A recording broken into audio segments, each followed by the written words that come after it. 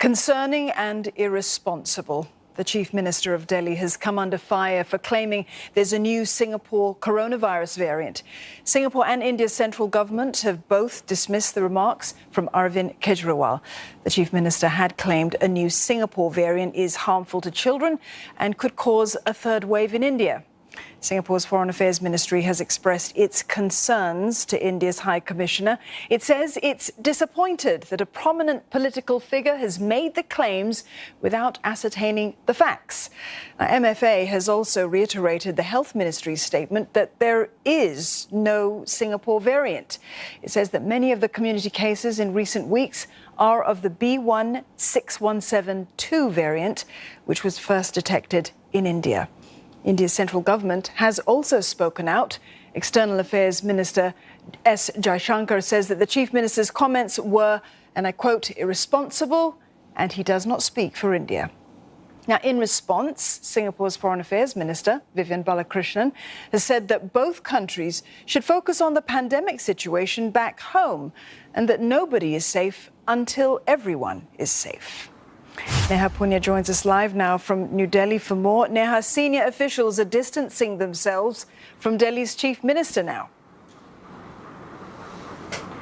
Absolutely. And this controversy, Dawn, has pitched the Delhi government against the central government. You had on Wednesday the Foreign Ministry confirming that India's envoy to Singapore was indeed summoned, and the Singapore government expressed its concerns over what the Delhi Chief Minister had said on Tuesday when he alleged that there was the possibility of a Singapore variant spreading to India and impacting children in the third wave of this crisis. Now, the Indian government is believed to have told the Singapore government that the Delhi Chief Minister has no competence to speak on COVID-19 variants. And soon after this response was made public, you had India's Foreign Minister, Dr. S. Jaishankar, also tweeting to call Arvind Kejriwal's comments irresponsible, saying comments like this can jeopardize long-standing relationships. He's also gone on record to say that Singapore is a country that's come to India's aid and assistance as it fought the deadly second wave of infections, and that the Delhi Chief Minister does not speak for the entire country. But despite criticism from abroad as well as from many experts here in the country,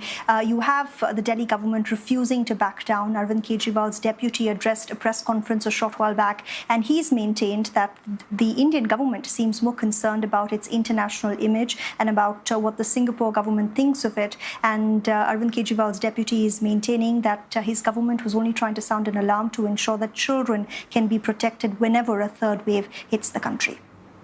At the same time, Neha, India's death toll from coronavirus, it continues to break new records.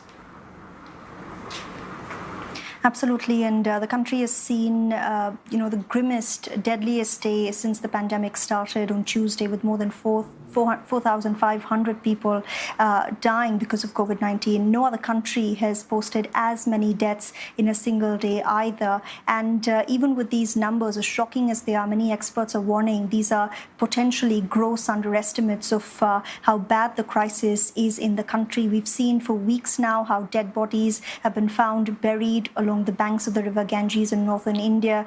Most locals in those regions say these are suspected COVID-19 patients. You have crematoriums that are still running round the clock across the country. And even as the government says that daily infections seem to be dipping, experts are sounding against any kind of cautious optimism. They're saying that testing figures are still hugely inadequate, and this dip in cases is led by urban areas like Delhi and Maharashtra, but it's quite likely we don't have a true sense of how massive the spread in rural India is. And it's quite likely, they say, that in the coming weeks, once numbers from rural India start catching up, we will see this wave of infections peak once again. And this is posing a huge political challenge for Prime Minister Modi. We've seen how many ratings show that dissatisfaction with his government is at a 7-year low.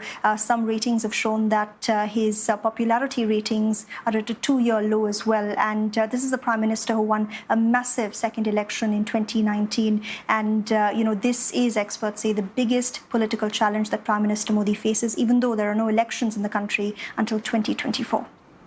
Neha, thank you for that update. Neha Punya there in New Delhi.